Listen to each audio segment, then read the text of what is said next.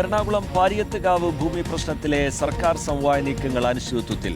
മന്ത്രി റോജി എം ജോണിന്റെ നേതൃത്വത്തിൽ നിശ്ചയിച്ചിരുന്ന മധ്യസ്ഥ ചർച്ചയിൽ നിന്ന് സ്ഥല ഉടമയെന്ന് കോടതി വിധിച്ച ശങ്കരൻ നായരുടെ കുടുംബം പിന്മാറി.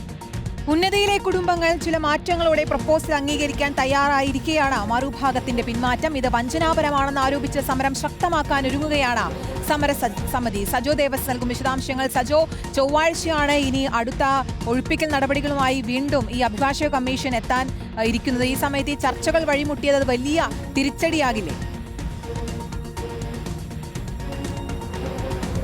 കീർത്തന ഉറപ്പായും, അതായത് ഈ കാര്യത്തിൽ ഒരു സമവായ നീക്കങ്ങൾക്ക് തിരിച്ചടി നേരിടുന്നു എന്നാണ് ഒരു പ്രധാനപ്പെട്ട പ്രതിസന്ധി. അതായത് ഈ ഭൂ ഉടമസ്ഥാവകാശം ലഭിച്ച ശങ്കരൻ നായരുടെ കുടുംബം ഈ ചർച്ചകളിൽ നിന്ന് പിന്മാറിയിരുന്നു. ഇന്നലെ മന്ത്രി റോജി എം ജോണിന്റെ നേതൃത്വത്തിൽ നിശ്ചയിച്ചിരുന്ന ചർച്ച ഒടുവിൽ മാറ്റിവെക്കേണ്ടി വരികയാണ് ചെയ്തത്.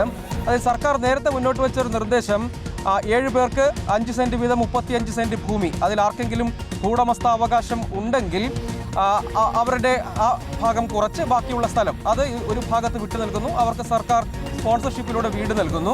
എന്നാൽ അക്കാര്യത്തിൽ ഭേദഗതി അവിടുത്തെ കുടുംബങ്ങൾ നിർദ്ദേശിച്ചിരുന്നു. അവർ താമസിക്കുന്ന സ്ഥലത്ത് തന്നെ 5 സെന്റ് എന്ന നിലയ്ക്ക്. പക്ഷേ അത്തരം പുതിയ ഡിമാൻഡുകൾ സംബന്ധിച്ച് എന്തെങ്കിലും ഒരു ചർച്ചയ്ക്ക് ഇനിയില്ല. സർക്കാർ നേരത്തെ നിർദ്ദേശമായി മുന്നോട്ട് വെച്ച കാര്യം അതേപടി അവർ പറയുന്ന സ്ഥലത്ത് സ്ഥലം വിട്ടു നൽകുക, അതിൽ തന്നെ ചില ക്ലോസുകൾ ഉൾപ്പെടുത്തുക തുടങ്ങിയ കരാറിനാണെങ്കിൽ സമ്മതമാണെന്ന നിലയ്ക്കാണ്.